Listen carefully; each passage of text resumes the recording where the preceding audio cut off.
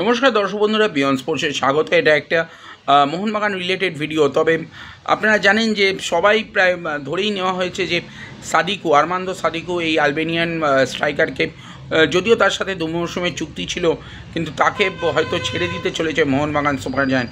তবে ফাইনাল, এই আইএসএলের ফাইনালের দিন যেমন একটা আপনারা দেখেছিলেন যে সাদিকু বলে গেছিলেন see you mate next season, তো অর্থাৎ পরবর্তী মরশুমে আবারও দেখা হবে। গতকাল তার একটি ইনস্টাগ্রাম স্টোরি, যেখানে তিনি তার নিজের ছেলেকে সেই মেডেল দিয়ে এবং করেছেন এবং বলেছেন যে আগামী মরশুমে আরও ভালো ফল করতে তারা মরিয়া।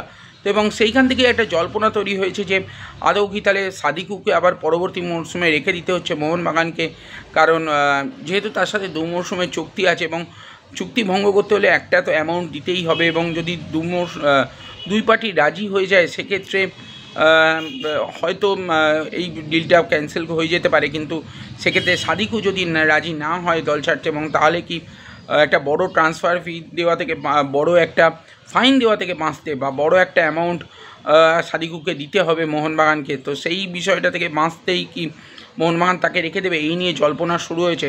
তবে এখনও পর্যন্ত আমাদের কাছে যা খবর যে সাদিকুকে ছেড়েই দেবে মোহনবাগান। তবে সাদিকু নিজে কিন্তু এখনও যে ফিরে আসতে চান, এটা কিন্তু তার এই ইনস্টাগ্রাম স্টোরি বা তার কথাবার্তা থেকে বোঝাই যাচ্ছে। তো দেখার বিষয় শেষ পর্যন্ত মোহনবাগান সুপারম্যান জায়ান্ট ম্যানেজমেন্ট কি করে,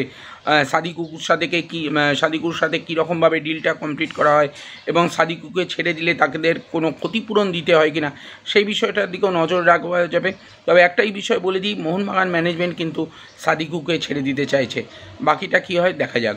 আজকের মতন এখানেই শেষ করলাম, এবং ভিডিওটা ভালো লাগলে অবশ্যই লাইক, শেয়ার এবং সাবস্ক্রাইব করবেন বিয়ন্ড স্পোর্টসকে। তবে আপনাদের কি মতামত, সাদিকুকে কি ছেড়ে দেওয়া উচিত না রাখা উচিত, সমস্ত বিষয় অবশ্যই আপনাদের মতামত জানান।